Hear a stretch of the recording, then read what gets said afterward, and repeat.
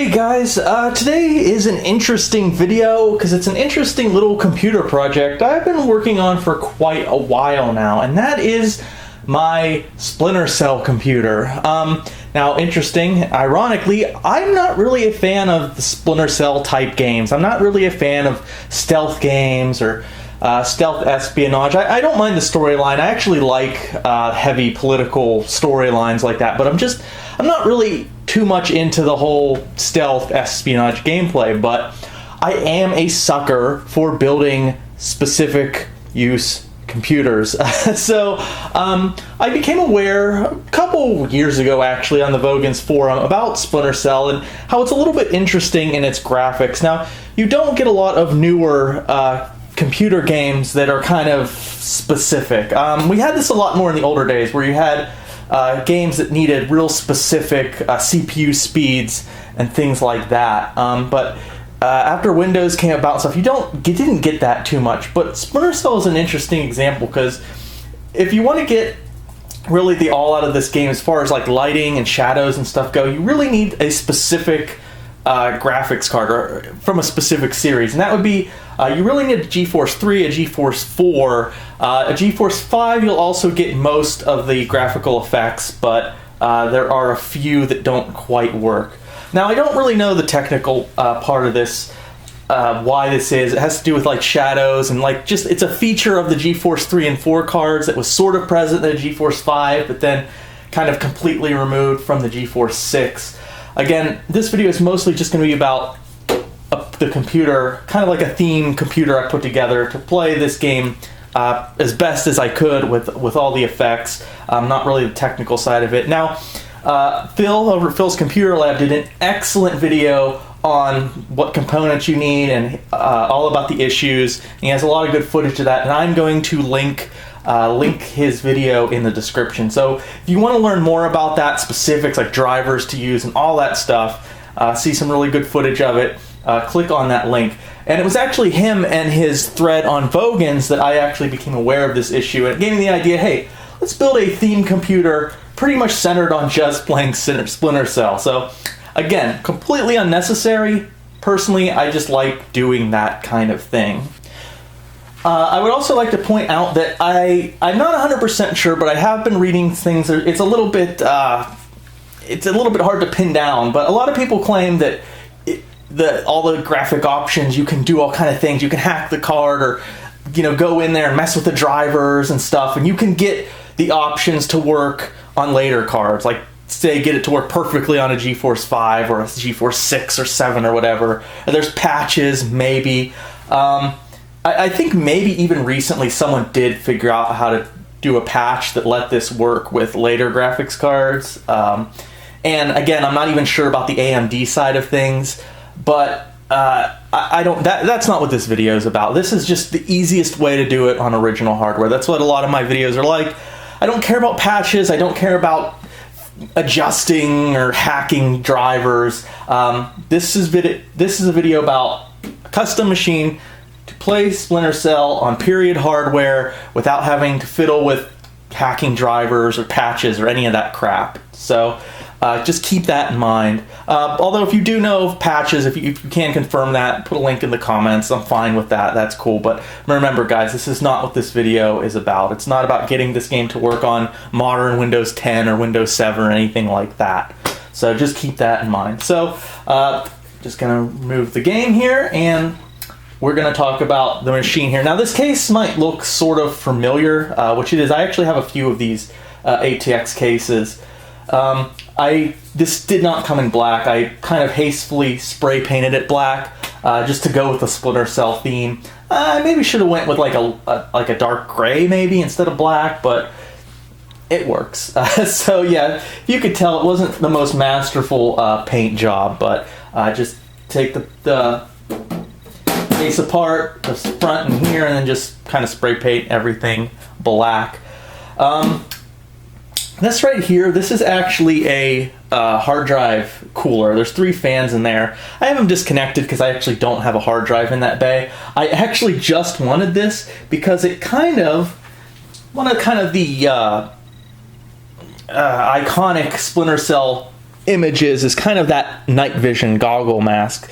And I thought this kind of mimics that because it's three. Of course, one isn't up, but it's kind of like three of those. So that's really the reason that's there, just purely kind of to mimic that mask. Of course, if you're running the actual game, it's going to come on this is CD-ROM. I think there was a DVD release too, but so you're going to want an optical drive. I just have a DVD drive here, a SATA drive, and then you don't really need a floppy, but how can these classic, computers from like, 2005 down be complete without a 1.44 megabyte floppy drive?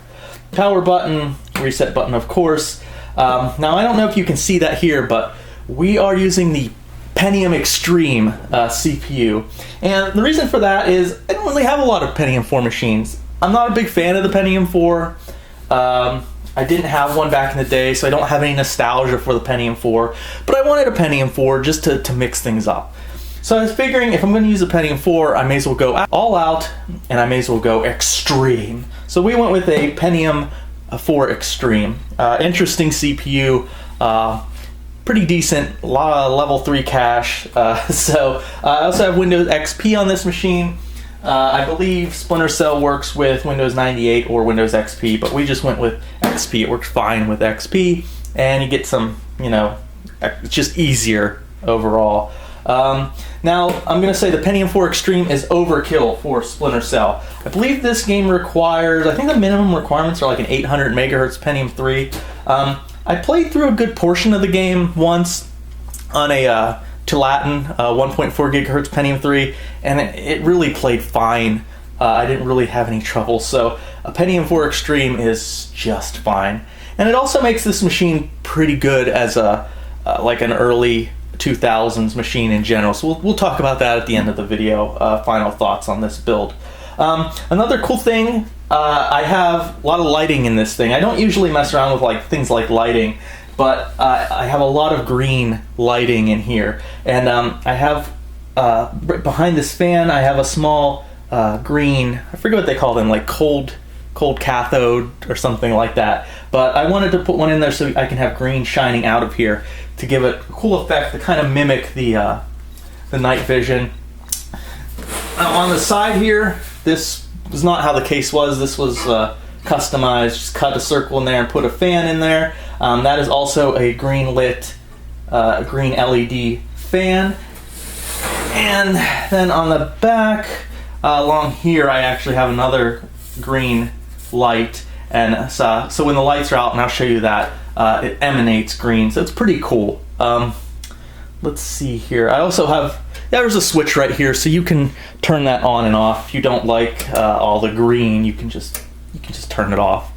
So the light on the side though isn't hooked up to the switch, so you'll always get green emanating from that. But you can turn off the LED sticks.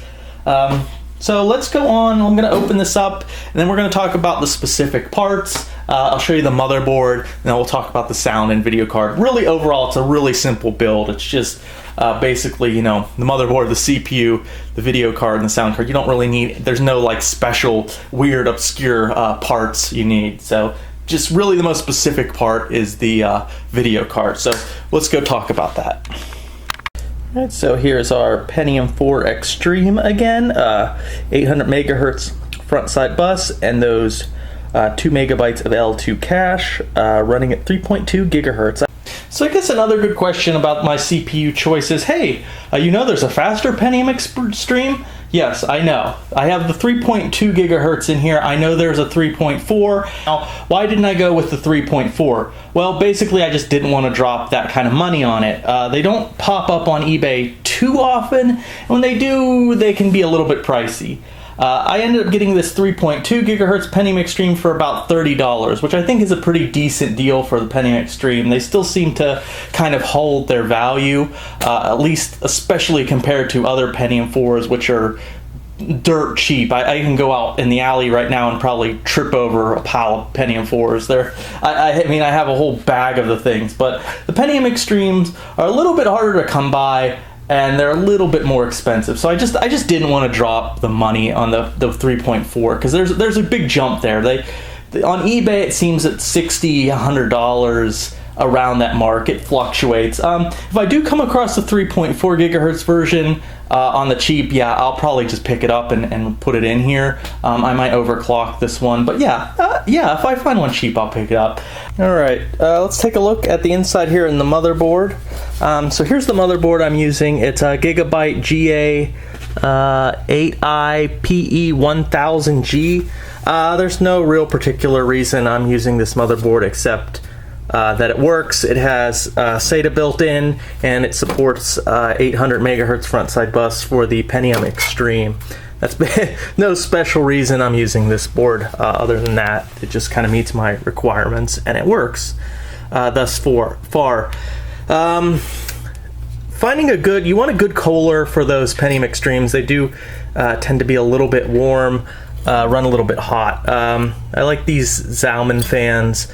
I've seen these come in like all copper, but this one is aluminum and copper, has the copper band. Copper tends to be heavier than aluminum. It transfers heat a little bit better, I think, but it's heavier, so I kind of like this one. It transfers the heat up, and then mostly the aluminum fins disperse or dissipate the heat along with the fan. These work really well. There's not a lot of other really great socket 478 coolers out there, so these ones are pretty good fans.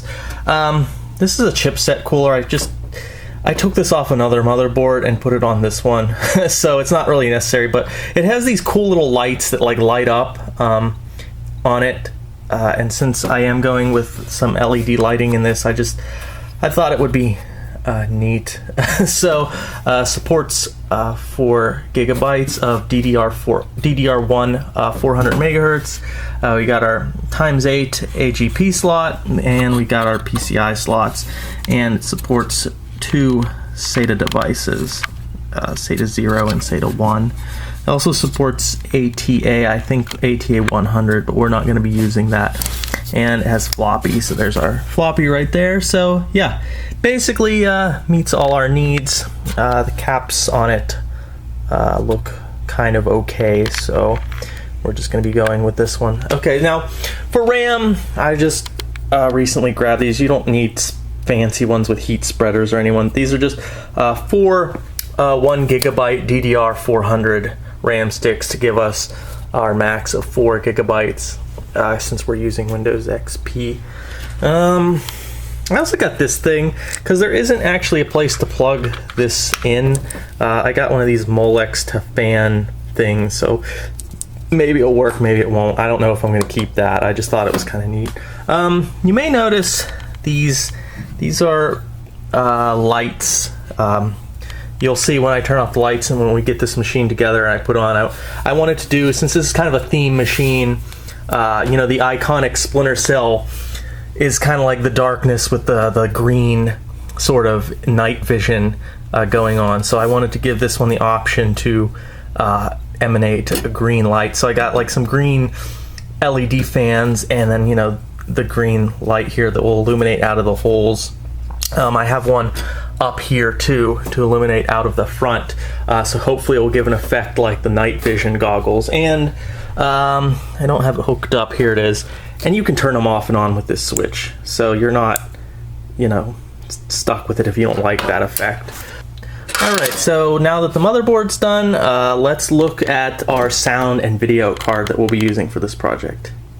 Alright, so first off, let's talk about the sound card. You don't really need anything too specific for sound card. I chose the Audigy 2ZS just because overall I think this is one of the best sound cards for Windows 98 and early XP. It's just a really good sound card, and this game also supports EAX for sound. That is an option which this card supports.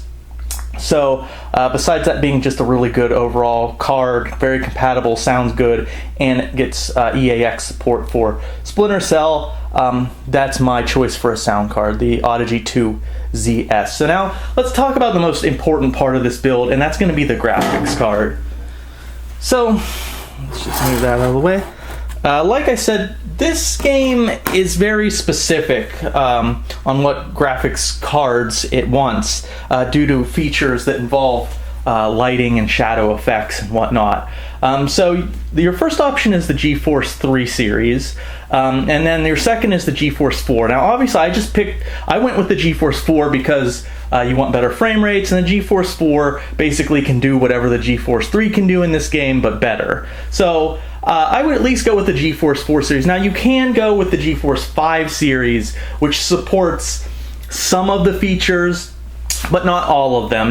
With the GeForce 5, you obviously get better frame rates, but you're going to suffer graphically with some glitches, certain lighting glitches. I believe there's like a floor glitch where the lighting just messes up on the floor. Again, if you don't really care about that and you'd rather go with better frame rates, go with the GeForce 5 or GeForce FX series just for better frame rates, but you will get graphical glitches, at least if you're not using patches or hacking drivers or things like that, which I said we're not going to go into.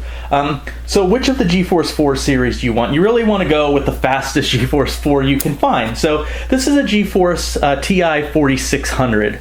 That was the high-end model of the GeForce 4 line. Now there's also, I believe, the TI 4800, I believe, which is basically the same thing, except it is AGP times 8, where this is a times 4, AGP times 4.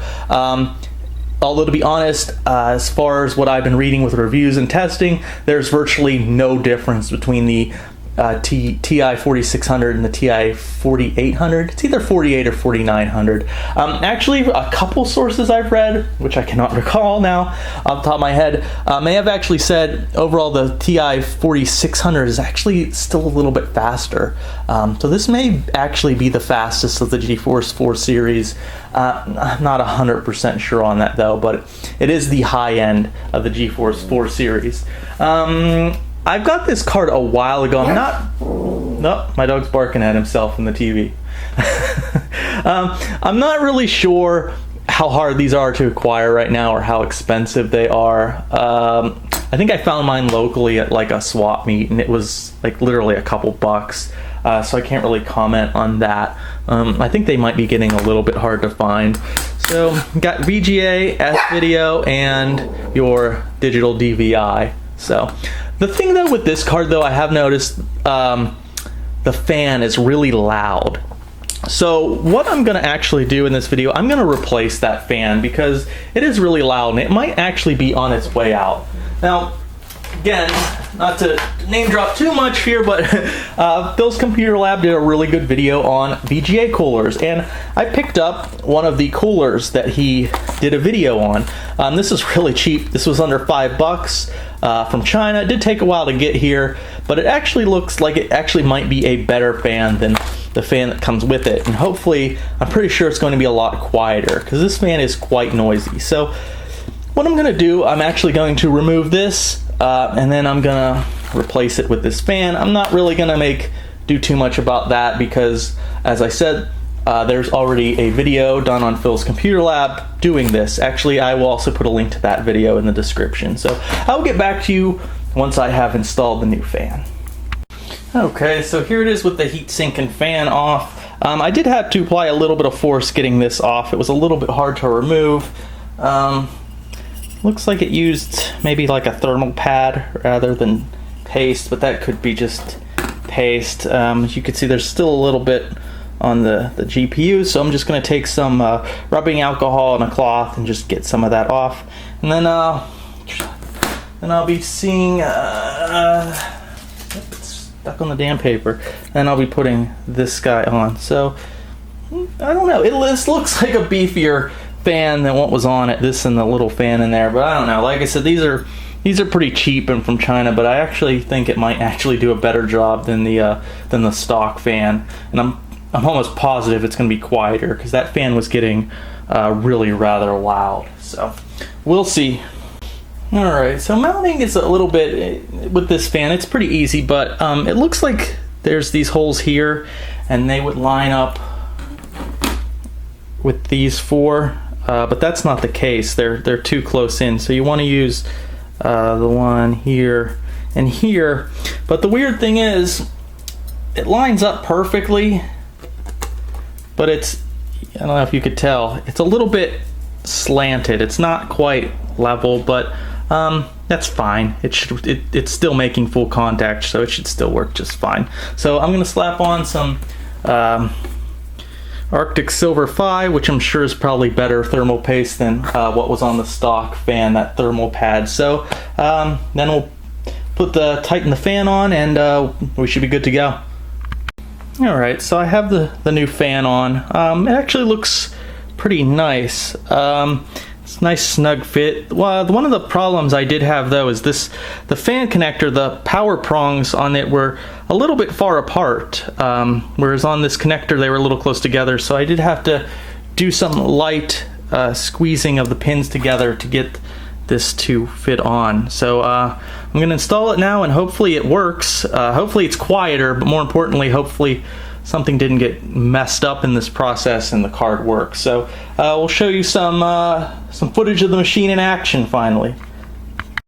Alright, so here's just a quick test, our moment of truth. The fan was a little bit bigger, so I need a little bit more clearance, so I just moved my sound card down one, which isn't a big deal. That shouldn't mess with any settings. So it is a little bit heavier than the stock cooler though, but again, that really shouldn't be a problem. One thing I did neglect to tell you guys earlier, which I guess I'll tell you now, is my hard drive. I'm using a 160 gigabyte SATA hard drive. So it really, I mean, for one game, you could put in a 20 gig drive, but of course you could probably use this computer, well, not probably, you can use this computer for many other things like early 2000s gaming, so you probably do want a sizable drive. I just went with SATA just because the board supported it, and it's a little bit faster, and the drives are newer, so of course they're probably going to be more reliable than old IDE drives. So I'm going to power it up and see if the video card works and see if it's more quieter. Yeah, it is a bit more quiet. And yes, I'm getting video. So it looks like the fan transplant was successful. So now let's go on to some gameplay.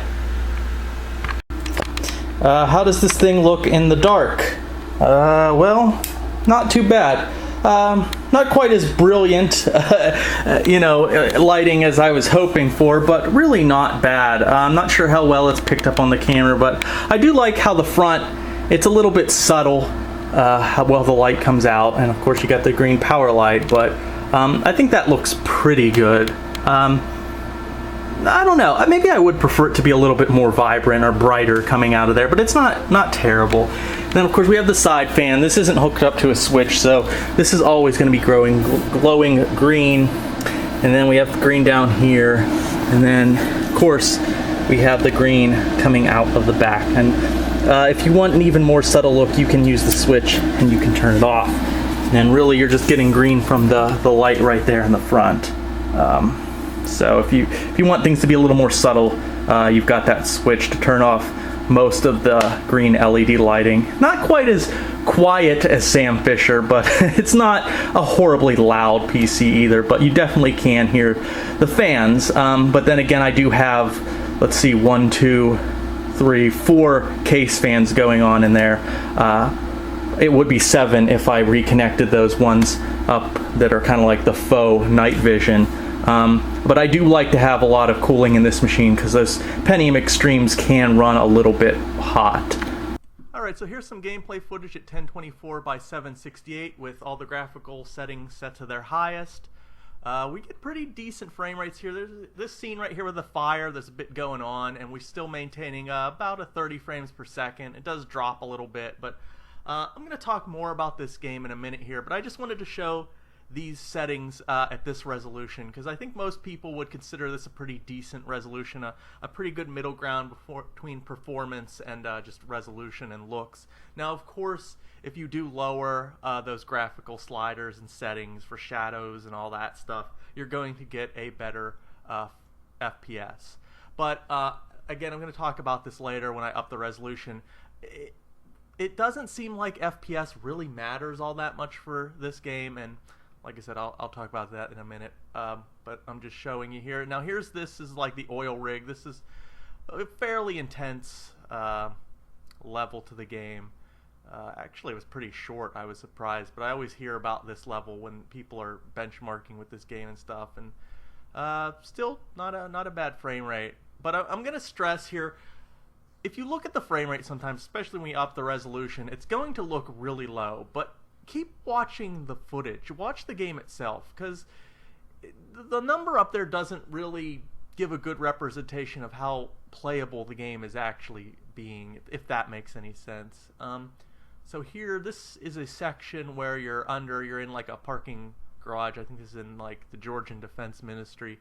Again, pretty good frame rate, but there's not a lot going on here. There's a car coming up here with the headlights. Now, I believe the headlights, the lights coming off the headlights, that's an effect that doesn't really work well with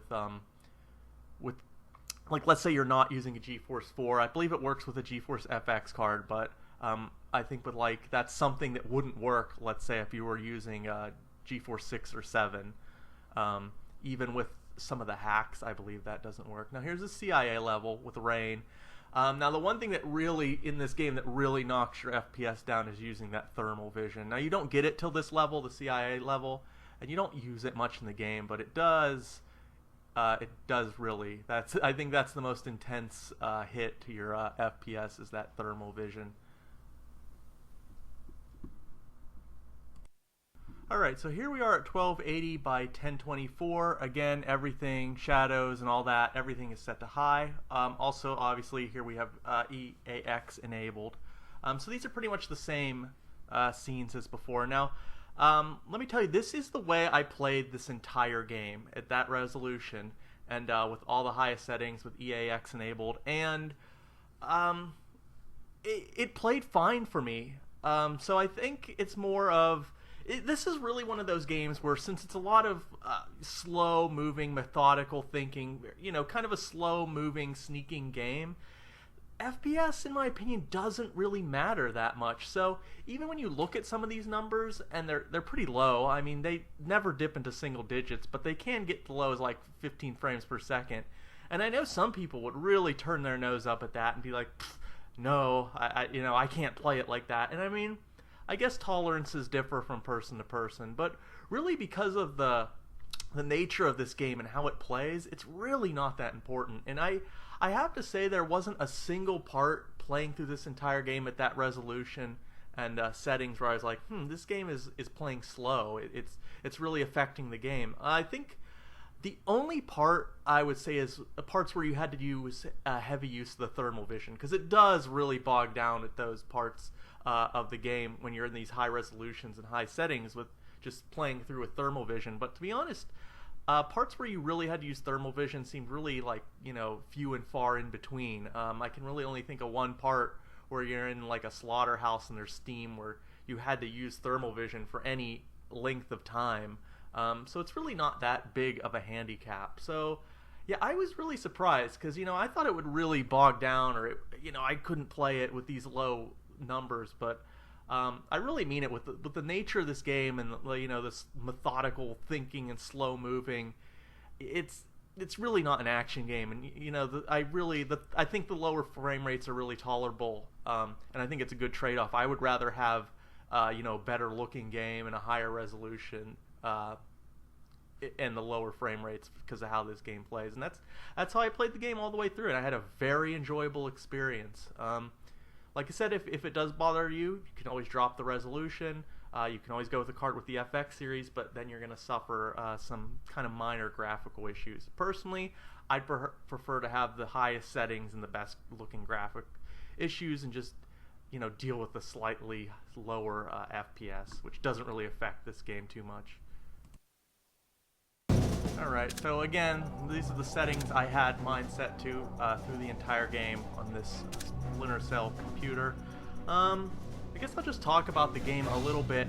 Like I said in the video, I don't really like these types of games, or at least I didn't think I did. I just didn't really like the whole espionage thing, although I am really into, like, political science and the political storyline and stuff. I think that's what really grabbed me, but I ended up enjoying this game way more than I thought I would. I figured I'd only, make the computer for fun and play through a little bit of the game, just see if it played correctly and whatnot, but I kept playing it, and I kept coming back to it, and I I really enjoyed it, and I really wanted to see how the story, you know, unfolded. It wasn't, I wouldn't say it was a very hard game, even though I'm not a big fan of the whole sneaking around elements and stuff. It wasn't that hard, at least in my opinion, and I actually enjoyed this game enough that I think I'm gonna at least seek out Pandora tomorrow and maybe Chaos Theory, the old school Splinter Cells. I'll probably at least play Pandora tomorrow on the same computer, although I think it is a little bit more demanding. I was also impressed, like here, with the lighting and the shadows. I thought it was really well done for the game, and you know, for its age, I was pretty impressed. So I did really enjoy this game. Here's a scene here. I don't remember there's a gun out there. So yeah, I did enjoy the game, even though it's not necessarily a genre that I'm really into. But yeah, I liked the story. It was sort of, I don't know, original, but I mean the enemy was certainly original with being Georgia and not the state, the country, because they're kind of traditionally a Western ally, at least when they weren't part of the Soviet Union. So it was kind of interesting that they were like really the bad guy in this. So yeah, a pretty good story. Check it out. Check this game out. Even if you're not into the genre like I wasn't, you might actually be pretty surprised how fun it is, especially if you enjoy sort of Tom Clancy style storytelling and politics and whatnot.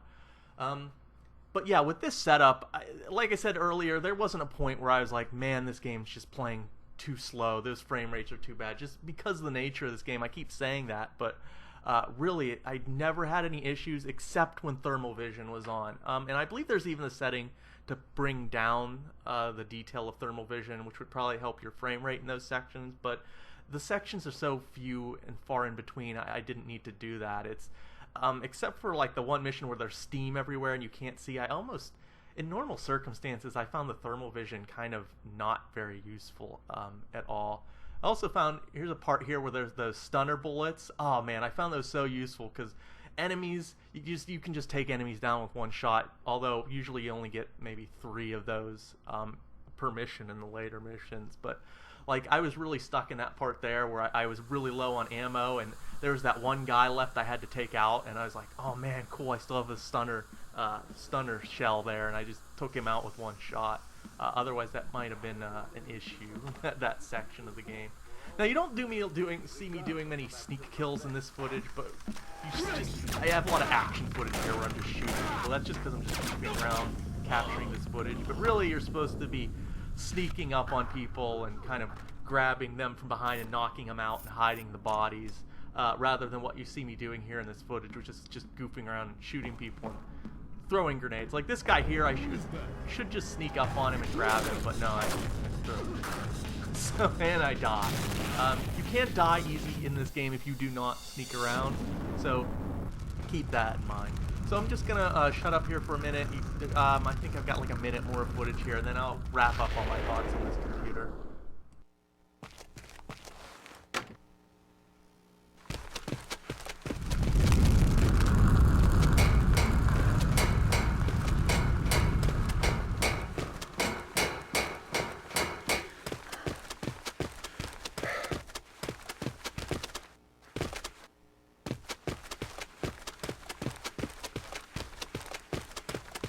Yourself.